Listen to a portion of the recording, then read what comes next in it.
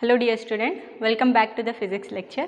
So in today's video or today's lecture, we will start your BSc first semester syllabus.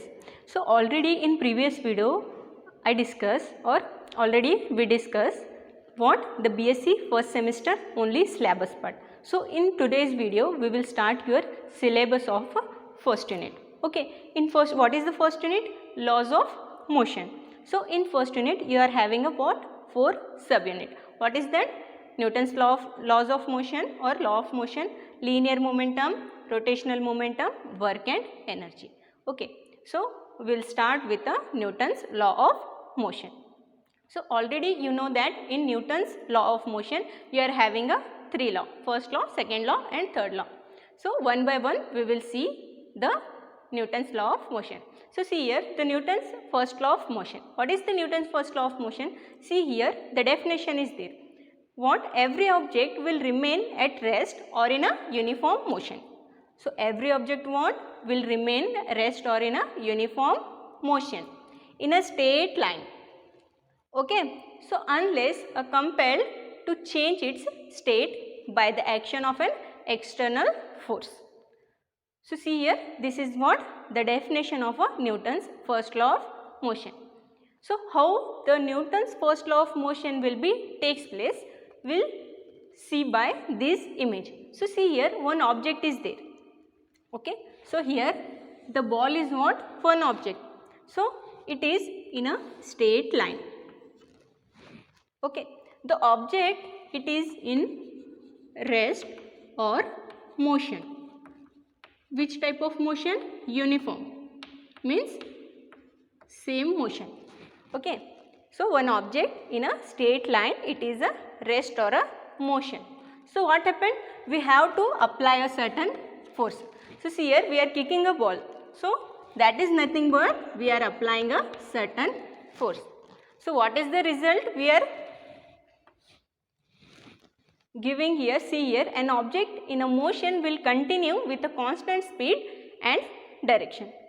So when we applied a force or an object which is a rest or uniform motion, it start a continuous motion.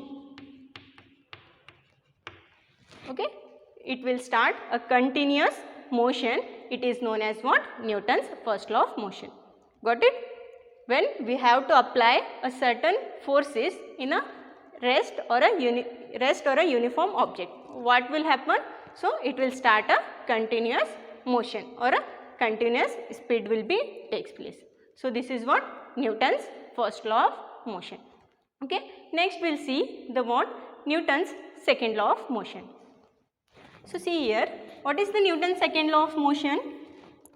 The force of an object is equal to its mass time and its what? Acceleration. So already we know that the second law means we know the formula F equal to ma. So what is the F? F is nothing but force, m is nothing but mass and a is nothing but what? Acceleration. So see here the second law itself telling that force is equal to mass and acceleration. How the second law will takes place? So we will see this image. So see here, if we apply more force of an object, it accelerates at a higher rate. So see here, a man pushing a certain mass which is in a one what? Wheel. So when the man is applying a force to the certain mass, what happened? The speed increasing. Speed increasing means what? Acceleration will be takes place. That's why the formula has proved. What is the formula? That force equal to mass into acceleration. Got it? So this is what? Newton's second law of motion. Force is equal to mass into acceleration. So we will complete the first law of motion as well as the second law of motion. We will see next the third law of motion. What is the third law of motion? So see here, every action is equal and opposite reaction. Already you know that. What? The third law of motion. Every action is equal and opposite reaction. How the law will be takes place? So see here this image. Action is equal to reaction.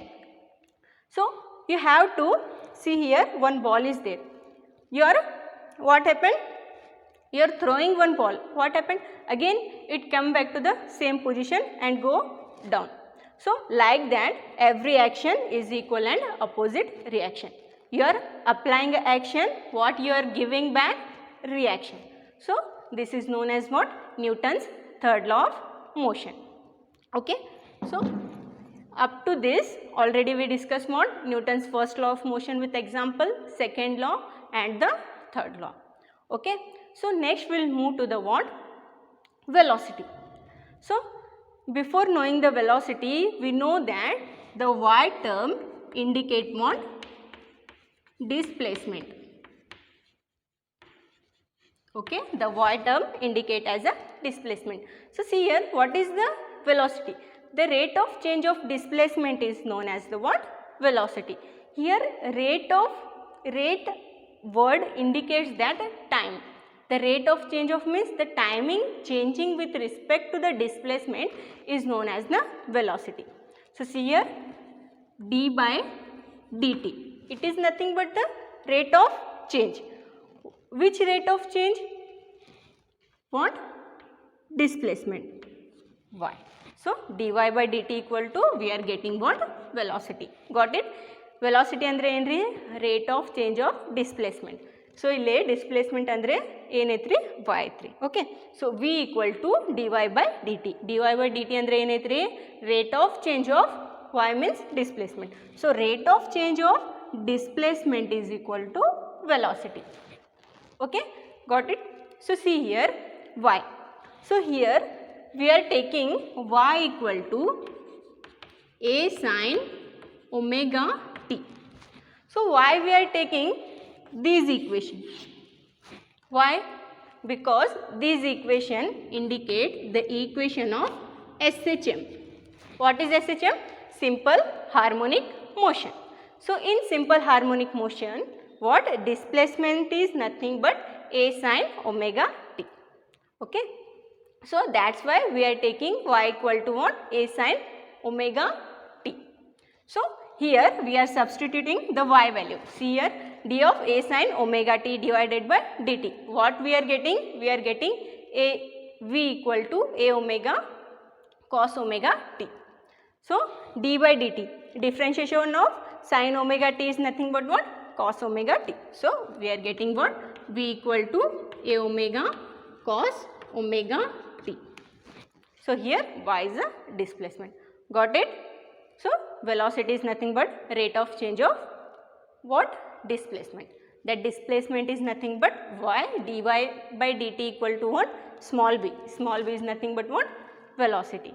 So by the simple harmonic motion we know that displacement equal to a sin omega t. So this complete the what? Velocity. Next we will move to the acceleration. What is the acceleration? See here acceleration means what? The rate of change of velocity. So here the rate of change of displacement is called velocity. Next rate of change of velocity is known as what? Acceleration. Got it? The rate of change of velocity is known as the acceleration. So see here acceleration equal to what? d of v divided by dt. So again see here we know that the v value. What is the v value? v equal to what? a omega cos omega t. So just substitute the value of v. What we are getting? We are getting minus a omega square sin omega t. Why? Differentiation of cos omega t is nothing but minus sin omega t. That's why we are getting what? Minus a omega square sin omega t. So again see here we are taking one equation. What is that? Minus omega square y. So here y is nothing but a sin omega t. So we are substituting the value of a sin omega t as a y. So we are getting acceleration is equal to minus omega square into y. Okay. So see here next we have to simplifying these equation. So see here acceleration by displacement equal to omega square. So they are taking y here. So y is nothing but displacement. So writing it as what? Displacement. So acceleration by displacement equal to omega square. Next, if equal to omega square, so minus sign will be what? If we take this term and this term, we are getting only omega square equal to acceleration by displacement. So see here, we are cancelling the square, means here we are getting a square root. So like that, omega equal to square root of acceleration by displacement. Next, we know that omega equal to what? Angular frequency. So angular frequency is nothing but 2 pi f. So that's why omega equal to 2 pi f, again square root of acceleration by displacement. So next, see here, by simplification we are getting what? 2 pi by t. Why we are taking the t? So see here 1 by t equal to f. Okay. So 1 by t equal to f. So frequency is reciprocal of time. By taking this term and again by the adding or simplification. So here what we are getting? Omega equal to 2 pi by t. Okay. So next, so we are applying the omega value here. So we are getting 2 pi by t equal to same term, square root of acceleration by displacement. So 2 pi by t equal to square root of acceleration by displacement. So last, the final equation we have to take in the form of t. So t equal to 2 pi into square root of displacement by acceleration. So this is our final expression in a acceleration. Okay. So this complete today's class. In today's class already we discussed the Newton's first law of motion with example, second law of motion with example, third law of motion with example. Next, velocity and the acceleration.